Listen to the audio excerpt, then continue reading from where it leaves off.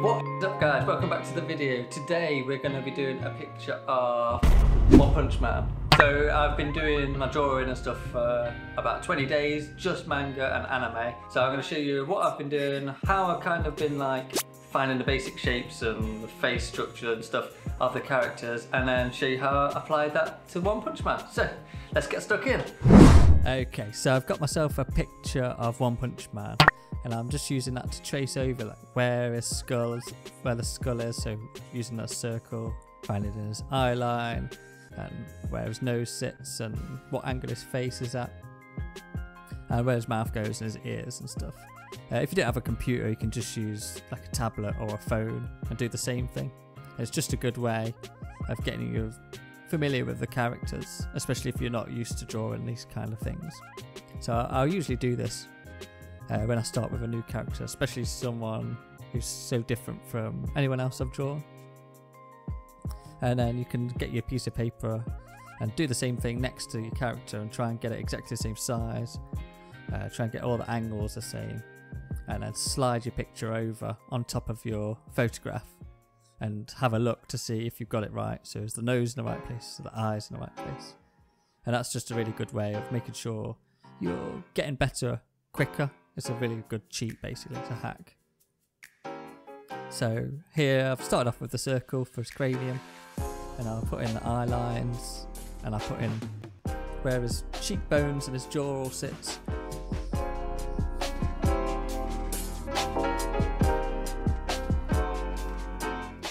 And where his nose goes and everything.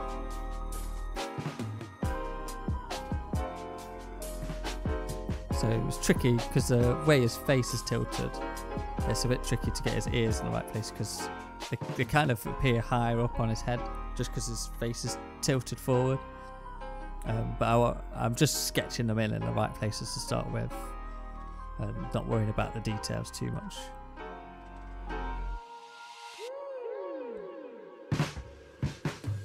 If you get this bit wrong, basically your whole picture is going to suffer from it. So it's really important that when you're sketching in like the basic block shapes and the basic areas where things go, you try and get them as accurate as possible, because it's really hard to change them when you start adding harder pencil lines and more details on top.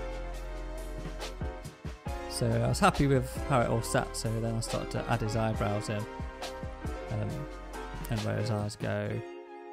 I just started to add all those features in that make his face look right. So here, his nose was a lot different from the other anime. His whole face is really, it's a lot more pointed, and his eyes are like narrower, and his his face is long. His whole face is longer in general, so it's a lot different from Naruto. Which is good because I wanted to draw as many different kinds of sort of anime and manga characters as possible.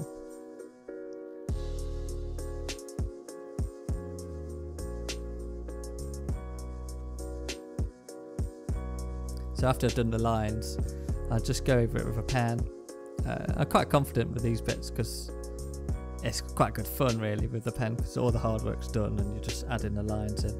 You just got to take your time and be careful and make sure you trying to do nice confident straight lines basically. The trickiest bit was doing the top of his head. It's so hard to keep it nice and smooth when you're going around in that dome shape.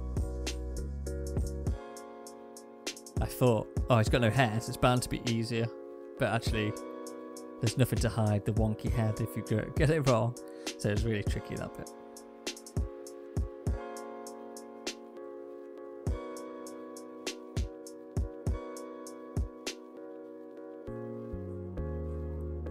So I think, if anything, like the colouring's the hardest bit for me because I'm not used to using like pens and stuff. If I colour things, I'd usually colour on the computer. But I like doing it live, drawing it on paper, because I just enjoy doing that. So I've started doing the colouring with pens as well. But I think I need some practice, so I might have to watch some videos and get better at doing the colouring next. I've seen some people doing online, they do like colouring with colouring books and stuff, so they can practice their blending. So I might do that in the future. Let me know if you think that's a good idea, or if you want to see me do that. just hit a like or leave a message in the comments.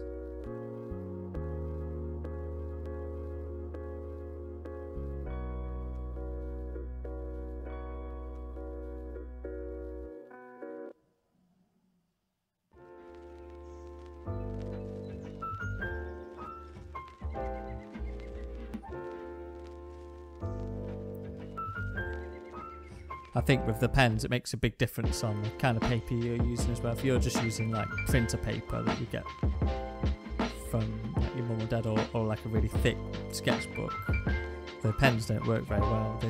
They're better on like a shiny surface or something that's it's not going to absorb into as much, so you can blend them better. So I think my sketchbook's pretty decent for that,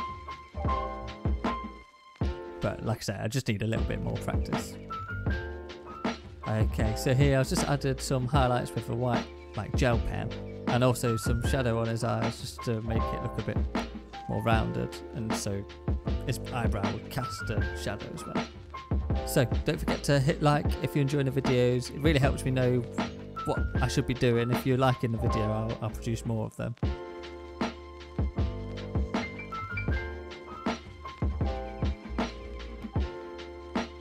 And this is what the final piece looks like.